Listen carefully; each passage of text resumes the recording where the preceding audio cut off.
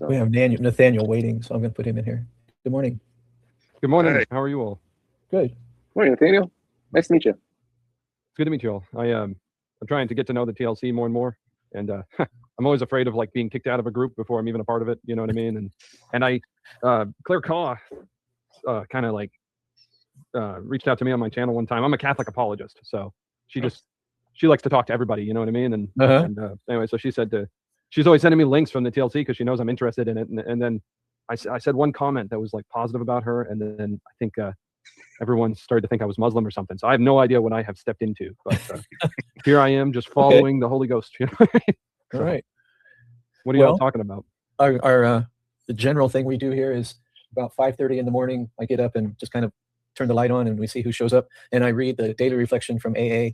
And I'm not really in AA. Not like that would be bad or good, but I'm kind of stealing it. That's an appropriation on my part that I confess to. We do that, and then sometimes we talk about whatever that has to say. Sometimes we'll talk about TLC stuff, and if nothing else happens, then I kind of scroll through my YouTube history and say, oh, I watched this and it was okay. And then in about half an hour, 40 minutes, then that's it. We're done. So it's just kind of a old guys having coffee type setup, and we do whatever we want to do. So what are we talking about this morning? I'm not sure. We were talking about OG Rose. He had a PVK. Paul Vanderklay had a randos conversation with him, and so we found out more about who he is and what he does. And I was entertained. I enjoyed it. They kind of groove. They had a groove they were in, and the things they were talking about. And parts of it, I paid more attention to the other parts. And he sounded like an interesting guy. Really smart. Talks real fast. And I'm not sure what else to say about that. But that was good. I enjoyed. What have you been up to recently, or what kind of drew you into this pile? Oh, the last while of what you were saying has kind of gone in and out, because when I first start the computer, it gets real bad with the internet. But you said what drew me in? Yeah. How did you end up? Well, I don't want to pump you for personal information, but you can if you want. It's early in the morning where you are, I guess. Why are you up at 5:30 in the morning and coming to this spot? Well, my life is pretty insane. I've got 3 little children and a 4th on the way. Okay. And so I've been in the habit for years of waking up. Yeah, it's quiet in the morning. Yeah. It's the only time I can pray. Yeah. So yeah. That's how I got in the habit. Yeah. My son, I guess, I don't know. Sometimes people tell me it's because he's not vaccinated or whatever. He's just full of energy, and he likes to wake up almost as early as me. So I've kind of been in this cold war with him where I just move a little further back. Sometimes I get up at midnight and go back to sleep so I can get 15 minutes of quiet. It's not like I like to wake up, read, think, and he likes to wake up and just literally grab a hammer and start breaking my furniture. So okay. But as far as I don't know. So I do a lot of work in media and writing and stuff like that, and I'm always like reflecting on what's going on in the country, and I'm very devout, and I think that the TLC to me seems I guess to make it simple, it just seems like the Lord is calling me to understand this particular thing that is labeled TLC. Okay. I feel like I've come to understand it better and better. So interesting. The other, it's interesting. So it's between you guys and Nick Fuentes. Those are the 2 things that I'm like studying right now. Those 2 groups. So they're very interesting. I feel like they need to come together. Come together. I don't know how you feel about it, but I'm a Catholic. I love everybody. I love Miss Kaw, and so everyone seems to hate everybody right now. But it is popular. Yeah, there's kind of a purity thing going around where if you don't hate the people I hate and love the people I love, then I can't talk to you. Kind of. It's midterm time. Right. Well, I think it. I don't even. Yeah, midterms are at the end of this year, so it's going to ramp up. You got to lay your claim to the side that's not evil. That's interesting. It sucks. Yeah. Well, I was at the 2024 election. I was living with a man, and it was crazy. I felt like I voted for Trump in 2016. 2020, I couldn't vote, and then because I had just moved and I didn't update my registration, and the same thing happened in 2024. And but the man I was staying with was really into Trump, and it felt weird because I felt like nobody had cared, and then all of a sudden, they flip a switch. It's election time, and all the talking points go out, stuff like that. So I got married in 2019, and 2020 was Corona. So Trump all of politics I stopped caring about when Corona hit. I was like, nobody's doing anything for me in politics. So anyways, okay. But yeah. So that's what's going on. Have you run into this channel, this lady here, Saving Culture from Itself? No. She has a talk where she says that she prayed the rosary every day for a year, and what changes that made for her. So you might be interested in that. And yeah, I mean, I approve of it. I mean, I'm kind of, I don't know. I prayed the rosary every day for like 5 years now, and People are always talking about different devotions they do in the Catholic Church, and after a while, it gets to be like everyone's bragging, and it's like, why do we even talk about? You know what I mean? So I get a little tired of it. But that's not to say I don't approve of it. I think it's great. I've been trying to do the Lord's Prayer 3 times a day. Nice. Not to brag, but I'm just trying to dedicate myself to that. I've been thinking real hard about the Didache, kind of the manual they used during the 1st century of how to kind of start a community. Okay. And so I'm getting nervous about Lent this year. I observed Lent the last 2 years, and it was pretty impactful for me. Nice. I'm scared that I'm not going to be able to live up to kind of what I think I'm being called to do for Lent this year. That I'm just going to like fail miserably. Well, that's normal. I mean, I had a Lent that I picked all my own devotions, and I haven't been Catholic all my life. I don't really fit in with the Catholics or anything. But in the next Lent, I couldn't. Every time I fasted, I got sick. That was when I started, like, all the prayers my children started waking up too early and interrupting them. And I kind of figured out that God was going to give me crosses that He designed. You know what I mean? And and the Catholics kind of made me feel bad about it. They're like, "Oh, you're not doing all the devotions and whatnot." It's like, well, I mean, the real penances come directly from God. I can give you plenty of stories of saints that ate meat or didn't eat meat at different times and were persecuted for it, and they were in the right. Like, for instance, there's the Bishop of Cyprus who received a man in hospitality and gave him meat on Friday. St. Louis lost his whole army because of scrupulosity over eating meat during Lent. And the big one was one of the English archbishops of Canterbury in the Middle Ages. He was being persecuted by the English king because the English kings had a long history of basically theft. And I think it was Thomas of Canterbury. But he went to the Pope, and the king sends delegates to try to tell the Pope, this is a bad guy, I'm in the right. And one of the things they did is they found out he was eating meat on Friday, and it was because he had sent his servants to the marketplace and there was nothing available except meat. So he said, well, just bring us meat then. I'm not going to starve you guys. And then so the king's delegates goes to the Pope and says, this guy's not a real Christian. You know what I mean? And they bring him the meat, and the Pope opens the platter and it's fish on the thing. And so it's a miracle. It's recorded. Oh, so lovely. All right. So scrupulosity problem. I will tell you that. And, I don't think that. I think it's really great that people are doing devotions, but the main thing is honestly got a personal relationship with Jesus Christ. You have to realize that He's the one who writes the rules, and for a good reason. You know what I mean? So, does that make sense? I don't want to discourage you from practice as well. Well, I would just say that I'm usually my own worst enemy when it comes to these things. I like to set goals and accomplish them, and when I don't, or when I have, like I do now, some fears that I'm not going to be. Because look, I mean, God's great. I want to be able to, even in my best efforts, I know it's just going to be filthy rags, but I want to at least try to offer more than just filthy rags. You know what I mean? Like, right. And so, I mean, I think he deserves the honor and the glory of it. And so if I don't, you know what I mean? That's it. Not so much with other people, because for one, I'm not in any of the churches that kind of do that. So I don't see, I was raised Baptist, and I spent some time in the Pentecostal church. And right now I guess the term is unchurched or no churched. I just do my readings and my studying kind of here. And so it's more of a personal kind of move.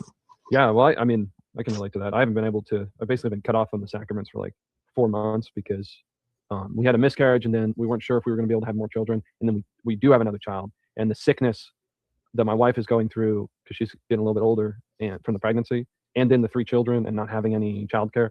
There's just no way for me to even leave the house right now. So, and I talked to the priest about it and waiting to hear back if he can come out. He did 4 months ago, which was nice. So, I mean, yeah, I love talking about that stuff. I think. I will tell you this, of all my friends that are not Catholic, of all my American, like, multi-denominational or non, which is where I come from, partly, ones who practice, when you're like reading or listening to sermons and they're always like, well, this is idolatry, and that's, Jesus said, don't multiply your words and that kind of stuff. You kind of get this interior battle of like, when I became Catholic, it was a major problem of like, am I doing idolatry because I'm praying to without my heart, and it's to actually do the disciplines. They seem to advance in the spiritual life. You know what I mean? So, but I was told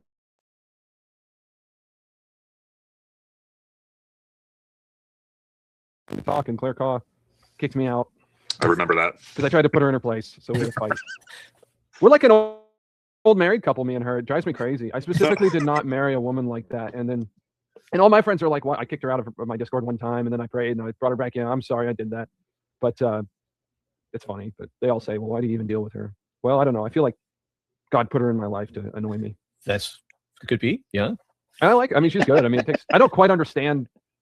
I try to understand her all the time. She seems like a good, sincere She's person. listening, just so you know. She's in the mix here this morning. I know. Okay. Yeah. No, I do like her though. I do. Hated English accent. That's what. Well, yeah, I especially like talking to her more on text. It's harder. Oh, Because she's, I don't know, she's a little intense.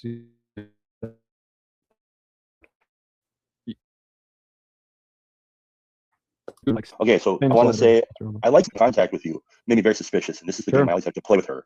And so, yeah, I mean, I've seen before where she sends people out, or maybe she doesn't directly send people from some order or something, but it's just like I don't got time for this. You know what I mean? And Sure. and sometimes I think in the TLC we're too nice, and we want it's all supposedly all inclusive and all this shit. And it's like, no, it's not. It's just not. It doesn't have to be.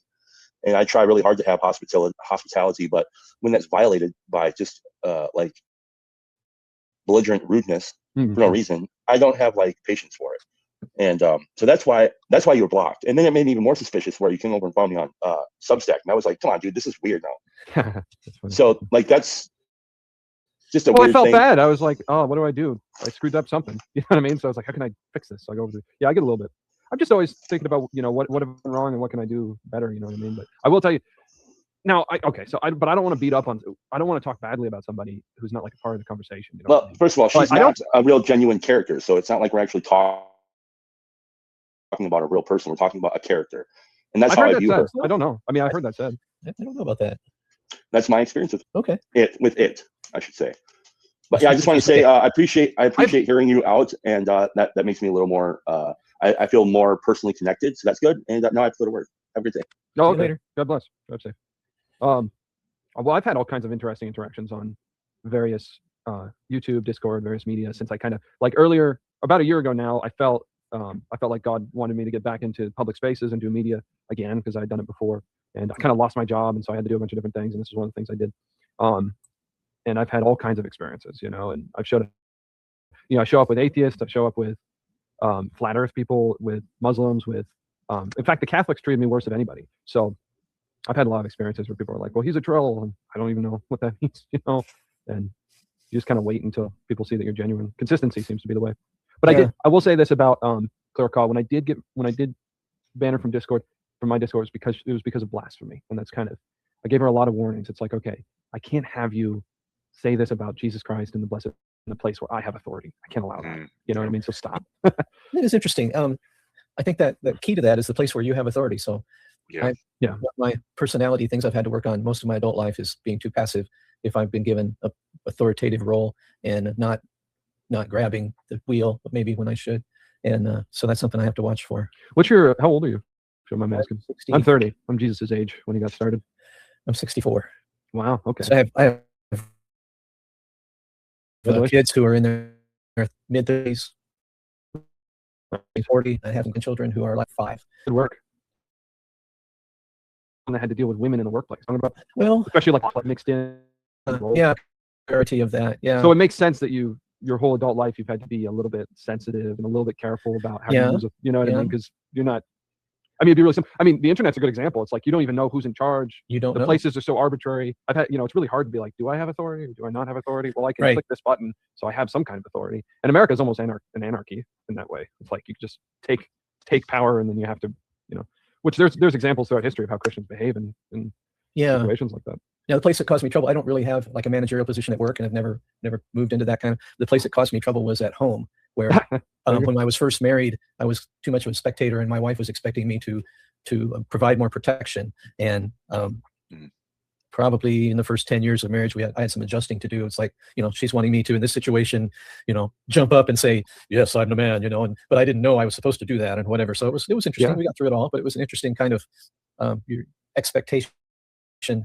We had known each other a long time, and that had not come out kind of until certain situations arose. So it was kind of an interesting discovery. And I actually had the same problem, which is funny because I'm a very aggressive personality. I think that's part of why my wife married me. But yeah, the biggest fights are You're, when you're I her didn't- junkyard dog, yeah. our biggest fights were when I did not defend her. When it's like we're Right. in the scenario and I wasn't, Right. I just kind of threw her under the bus because the things that were being said, you see somebody intimately, so you kind of have you have an opinion of them, and then when somebody complains about the same thing, it's hard to be like, no, she's great. Yeah, So I screwed Yeah. that up a few times. that's true. I've had to really work on that. And there It's might be some, like in my case anyway, I wasn't even picking up on the offense very well. So there's some art involved, I think, to know yeah, that's a temperamental thing. when to probably. jump in or when not to jump in. Right. So I don't have my finger hovering on the kick people out button down here. I have the power, But Right. yeah. So Yeah, the only people I've ever permanently removed from anything was like actual like child abusers. So blasphemy, I give a lot of Goodness. warnings, and I'm very reasonable. I understand if you're not my religion, you might not be in your heart actually blaspheming. You're just doing something that you think is okay. But if I give you a specific instruction, like you cannot say that here because it is blasphemy. Jesus has a holy name, So does Mary. You know what I mean? But anyways, I think that's a cultural thing because also like what you were just saying, because like white people in general, and I'm Irish, I'm not as much white as I am Irish, but those cultures tend to be more into the truth than they are into loyalty. You know what I mean? Like some cultures are very loyal to each other, where even if somebody's wrong, they'll stay by them. And I find that like the northern cultures, they'll kick people out if they're very like purity tests. Like if they don't do this right or that right, they turn on their own people. Like there's no like race. You know what I mean? I don't know if you've noticed that, but I've I noticed have that as a noticed young that, man trying to no. get involved in my maybe that's interesting. I moved from I grew up in the Midwest, Iowa, and lived in Iowa, Illinois, Colorado, and then I moved to Mississippi. And so Oh, for interesting. 15 years or so, it's been kind of culturally different. And I lived in a Yeah. place that was about probably 50-50 to maybe might have been slightly majority African American, and that was interesting. That was fun. And now I've moved to a place that's probably more like 70-30, African American being about 30%, so much less, which I kind of miss. And but that's given me. You grew up in a black neighborhood in the Midwest? No, everybody was white in where I grew up. Well, the area was there was some interaction at school because I was bused into an inner city school in not a very big city. interesting. There were black kids in my elementary school, but most of the people I ran around with, neighbors and all, were all white. And then being in a almost all black neighborhood in Mississippi was really quite interesting. And so you're talking about this loyalty from like cultures from like equatorial culture versus maybe Scandinavian culture or something. Yeah, black people are much more loyal to each other. That might Maybe be true. not. I'm not sure. I think so. They're different in different parts of the country. Well, that's true. Yeah, I'm sure. I grew up in a and black probably neighborhood. with families, different families and clans stick together. We had talked on this channel last week about you'll see a black family, they'll be wearing the shirt Smith Family Reunion 2026, and they subsume their personal style into the style of the group as part of the event. And how I have this thing in my mind, it's like, I'm not wearing that shirt. Yeah. Everybody's wearing the same shirt. I'm not wearing that shirt. Right. And Yeah, that might be some cultural thing or whatever. I don't really know. I think it is. Yeah, I grew up in a black neighborhood in upstate New York, in Syracuse, New York. Okay. It's one of the, I moved 14 times before I graduated high school, so I grew up in a lot of different places. But All right. great with black guys because I acted like a white guy. They hated the white guys. I acted like black guys. They hated that. That was their least favorite. Yeah. And then I got to the West Coast, and in the West Coast, it was I didn't like it because people were very, very inclusive and very passive aggressive and very like everyone. They would all dress differently, but they would all talk the same. And Yeah. there's a lot of misanthropy. They hated each other. My first introduction to the South was. I live in the South now. Do you? I'm leaving. I'm tired of the South. My first introduction was in college, and I thought these people must be fake. They're so they're so warm, but that's not what if you were to show up at their house, they'd probably say I'm too busy now or whatever. And I thought this must be fake. But then when I moved to the South, and either maybe I got into a better bunch or maybe it's a slightly different group, but then the people I were with weren't fake. They were doing the warm thing, but it was more obvious. Maybe I just was more attentive. And then I moved No, back I've heard that to about Iowa. the Midwest, that it's more fake. I've heard that. Well, yeah, I moved back to Iowa, and people seemed to be cold, and they were all white, and it was like, yeah, I miss the variety of faces and these people who are like, oh, sugar, calling you that you go to the DMV, and the lady, oh, I'll take care of you, It's like having these like little administrations that people do to make things go smoothly.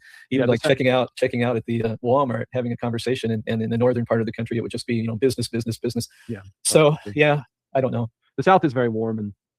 It is. I mean, there's a lot of gossip. There's a lot of family drama. Yeah. And so it's kind of like the Midwest like that, but it's sincere. Like they're warm in their gossip. And the other thing about the South, the major problem with the South is the Protestant work ethic is so blind that just the idea of being lazy and just people in the South don't think about why they're working. They're not focused on accomplishing things with their work. In the North, it's like, if I can work an hour and accomplish what a man can do in 40 hours a week, then that's cool. You know what I mean? And there's a sense of like, I can do whatever I want with the other 39 hours. But in the South, you better be working, especially when the boss looks at you. And I think that it creates a kind of a stupidity because of how hard you're working for no reason. I mean, there's a reason the third commandment is very important. You know, God puts it above murder and adultery and theft. And the third commandment is remember to rest. You know, that's what Sabbath means. And the South, especially Texas is the worst of all. Texas is its own culture, but the South is bad about working too much, and Texas is the worst about working way too much. So, Well, I'm getting where I'm going to go to work. So this is a good segue. God bless Nice you. to meet you, Nathaniel. I hope you As soon as enjoyed those the children LC walk through that door, I'll be working. and, It's good to meet you all. Let me know yes. what I can do. I changed my Discord name to Nathaniel Must Gain the TLC. I have to add it into my zeitgeist. Okay, if I think of something, I'll let you know. Please do. Pray Okay. for me. And then if God's like, tell Nathaniel to do this, let me know what it is. If I get a message, you'll get it. Thank you. God Okay. bless. Have a good day.